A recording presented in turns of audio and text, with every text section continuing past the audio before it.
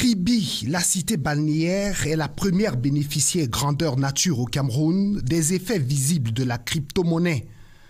Cette convention signée entre la mairie de ville et Sim Group en présence de l'autorité administrative scelle la sortie de l'imaginaire de cette monnaie digitale. L'investissement sans engagement du cash visible fait du bien. Au Cameroun, nous avons plusieurs projets. Il suffit de les adosser sur la crypto-monnaie. Et je vous assure, sur 5 ans, vous allez voir ce que vous n'imaginez pas voir. Les gens ne comprennent pas encore. Je suis d'accord parce que c'est une nouvelle activité. Mais je suis sûr que dans les 5 prochaines années, si vous n'avez pas un compte issu de la crypto-monnaie, vous serez un gros problème pour la société. Souvenez-vous qu'en 2004 ou 2010, lorsque les mobile money sont arrivés, c'était la même chose. Un Camerounais ne pouvait jamais imaginer qu'on peut garder de l'argent dans le téléphone. Jamais. Mais aujourd'hui, toutes les banques ont les applications, c'est dans le téléphone. Lorsque vous n'avez pas un compte mobile money aujourd'hui, vous êtes un problème. Parce que vous êtes un obstacle même pour la société. C'est ce qui va arriver dans quelques années. Nous avons lancé notre crypto-monnaie qui repose sur un projet physique, la construction de SimCity. Université digitale, école de santé, polyclinique, la plus grande salle de spectacle en Afrique centrale même, parce qu'elle va regrouper plus de 5000 personnes, des hôtels dedans, un mall, Sim Tower, des logements VIP, bas de gamme et moyen de gamme. C'est toute une cité sur 30 hectares qui sera construite. Et donc, le projet, n'est-ce pas, ou alors la crypto-monnaie qui soutient ce projet, c'est le Simcoin. Ces 2 dernières années, la monnaie électronique a été au cœur de nombreuses querelles, d'où l'urgence d'une explication claire. La monnaie électronique existe officiellement depuis 2013. Elle est définie par le Code monétaire et financier, de manière très simple. La monnaie électronique, c'est de l'argent liquide, donc de la monnaie fiduciaire, qui est stockée sur des outils, des instruments électroniques. Il y a un distinguo clair qu'il faut faire entre la monnaie électronique et les crypto-monnaies. Les crypto-monnaies sont des monnaies émises par des systèmes informatiques complexes, qui ne sont pas régulés par les banques centrales et qui ne sont pas qui n'ont pas de forme physique. Différemment de la monnaie électronique qui est une conversion de la monnaie scripturale, la monnaie physique que nous avons, donc les pièces et les monnaies, pour utiliser cela de manière dématérialisée. Nous avons entrepris de suivre un magnat de la crypto-monnaie au Cameroun. Nous le retrouvons à Douala, au quartier Bonapriso, rue Koloko. C'est un patron qui nous reçoit ce dimanche matin. Les réseaux sociaux, c'est notre essence, c'est même une de nos matières premières. S'il n'y a pas de réseaux sociaux, on ne peut pas s'en sortir, parce que c'est là-bas qu'on puise nos informations, c'est là-bas qu'on explique ce que nous faisons comme travail, et c'est là-bas que 90% de nos clients viennent. Parce que, voyez-vous, la communication classique aujourd'hui ne porte plus. Si vous voulez avoir une envergure internationale, vous devez utiliser les réseaux sociaux. À ce jour, ils sont 210 000 adeptes dans le monde de ce mouvement initié par ce jeune Camerounais. Il emploie 400 personnes pour des entreprises disséminées dans 3 continents, l'Asie, l'Amérique et bien sûr l'Afrique. Les distinctions que cet opérateur du numérique a obtenues chatouillent tout esprit entrepreneurial. L'entrepreneuriat, c'est une idée. Alors pour avoir une idée, on n'a pas besoin d'une formation quelconque. L'entrepreneuriat, c'est le courage. Et pour être courageux, je ne sais pas s'il y a une école, à votre connaissance, qui forme les gens pour être courageux. Parfois, on est avec. Parfois, au cours de votre vie, de votre jeunesse, de votre vieillesse, vous pouvez développer ces atouts. 14 000 crypto-monnaies existent à travers le monde. Le Bitcoin est la plus usuelle. Puis viennent l'Ethereum, le Ripple, le Verge, le Doge, le Binance Coin. Sur les réseaux sociaux, on peut aisément se connecter sur les 431 marchés disponibles pour des transactions journalières à hauteur de 102 milliards 32 millions de dollars.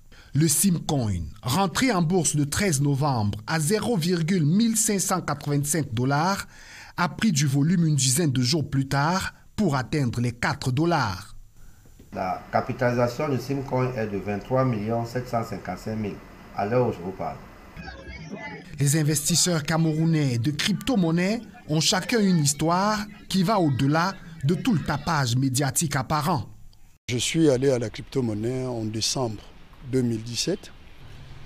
Étant entendu que je suis un agent public, donc certainement à un revenu très modeste, les opportunités d'investissement que me donnait la crypto-monnaie me semblaient juste de les saisir.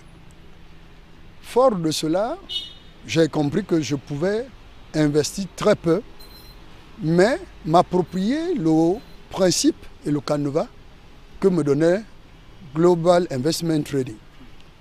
Et de là, au bout de 3 ans, je crois que j'ai parcouru tous les niveaux d'investissement là-dedans pour arriver au stade de coach.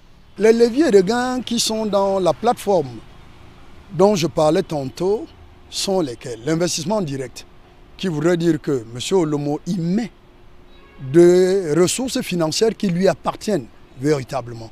Si je mets 10 francs, l'entreprise me propose une rémunération au bout d'1 an de X francs. Le fait d'en parler ou d'en référer à un ami, à un proche, à un parent, peut vous permettre de gagner au truchement ou par le biais des commissions que l'entreprise vous reverse. Vivant en dehors du Cameroun, cet autre investisseur a découvert que malgré son âge avancé, faire des opérations digitales est une urgence. Moi, j'ai déjà la cinquantaine, j'ai 53 ans. Et donc, mais j'estime aussi, il y a une très grande équipe, je réalise que la crypto, c'est pour tout le monde. Il y a une frange de la population qui a les cinquantenaires qui, lorsqu'ils ont compris la crypto-monnaie, réalisent que, en fait, tout est encore à jouer. Et qu'en 2-3 ans, ils peuvent se refaire une vie et prendre une retraite aisée, dorée. Cette monnaie électronique fait de grands pas. Il devient alors urgent de la réglementer et cela est en étude. La crypto-monnaie prend de l'envergure. Le problème, c'est la législation qui n'a pas suivi l'évolution des transactions électroniques. Mais c'est tellement important qu'aujourd'hui, les banques centrales sont en train de penser à développer elles-mêmes ce qu'elles appellent leur monnaie digitale. Les monnaies digitales qui seront effectivement les mêmes systèmes que les crypto-monnaies, mais qui seront régulées par des banques centrales. Le problème aujourd'hui, c'est la régulation. Donc, les crypto-monnaies ont du chemin à faire, mais leur avenir n'est pas vraiment incertain. Dans les milieux où l'on forme des jeunes aux questions de bourse, on prend la mesure des échanges. Ce que l'on espère, c'est que les États prennent les dispositions nécessaires. Le problème de la crypto-monnaie, c'est qu'elle ne dépend pas du contrôle de l'État. Puisque la crypto-monnaie, c'est comme toute monnaie, a besoin d'un écosystème dans lequel elle vit. Donc vous avez besoin d'accepter ma monnaie ou ma crypto-monnaie pour que je puisse vous acheter quelque chose avec cette crypto. D'accord? Et de ce fait, il y a ce qu'on appelle la blockchain. La blockchain, c'est un ensemble de processeurs et d'algorithmes qui acceptent ou qui refusent que vous payiez avec la crypto-monnaie. Les avancées de la crypto-monnaie suscitent des commentaires sur les réseaux sociaux. Certains, moins avisés, parlent de ces opérations comme de la pure tromperie. Et on ramène les noms tels que Ponzi ou Madoff. Un système Ponzi, c'est une entreprise qui fait investir les gens sans avoir une matière première. Ça veut dire quoi? Ça veut dire l'argent des derniers paye les premiers. C'est ça un système Ponzi. C'est également le même système qu'on a appelé Madoff. L'entreprise n'a aucune activité. L'entreprise n'a aucune ressource financière. L'entreprise n'a aucun revenu. Mais c'est l'argent des uns qu'on utilise pour payer les autres. Le jour où il n'y a plus d'inscription, les nouvelles personnes, le système s'arrête. C'est ça un système Ponzi. Il faut que ceux qui écrivent dans les réseaux sociaux comprennent ça très bien. Nous sommes dans une activité qui s'appelle l'industrie de la crypto-monnaie. En 2016, lorsque je commençais à investir dans les crypto-monnaies, un bitcoin coûtait $100. Je les invite à aller dans le site internet qu'on appelle CoinMarketCap. Si quelqu'un avait acheté un bitcoin à $100, ça veut dire 60 000 francs environ, si on prend le dollar à 600. À l'heure où je vous parle, nous sommes le 21 novembre aujourd'hui 2021. Un bitcoin vaut $60 000. Ça fait 36 millions. Quelqu'un qui a investi il y a 4 ans, 60 000 francs, aujourd'hui se trouve avec 36 millions. Je ne sais pas s'il y a beaucoup d'activités, beaucoup de business, bien que nous ayons traversé une crise qu'on a appelée la Covid, que moi j'appelle plutôt crise financière. Ce n'était pas une crise sanitaire, c'était une crise financière. Mais les crypto-monnaies sont restées la seule activité qui a continué à nourrir ces entrepreneurs, ces investisseurs jusqu'à aujourd'hui. Outre ces commentaires, des procédures judiciaires sont intentées. Les opérateurs sont considérés comme des prête-noms ou des personnes en délicatesse avec l'argent public. Nous sommes une jeune entreprise et puis nous avons du chemin à faire. Nous sommes en train de nous battre pour aussi se hisser dans le paysage économique du Cameroun et ensuite de l'Afrique, pourquoi pas du monde. Et donc c'est normal que de temps en temps, quelques personnes, peut-être insatisfaites, peut-être jalouses, peut-être, je n'en sais rien, portent plainte. Et maintenant, seule la justice peut décider de qui a raison, qui n'a pas raison. La crypto-monnaie, avec l'initiateur camerounais, c'est 480 nouvelles inscriptions journalières. On estime à quelques centaines de milliards de francs CFA l'argent engagé par les Camerounais. Ils sont une vingtaine de coachs et chacun vaut au minimum 3 milliards 600 millions de francs CFA. Le Nigeria a récemment lancé le e-Naira, coupant ainsi court à un mouvement qui se faisait dans l'ombre et qui draine de grosses valeurs en numéraire. Il faut aller vite. À l'ère du numérique, les jeunes doivent éviter de rester passifs.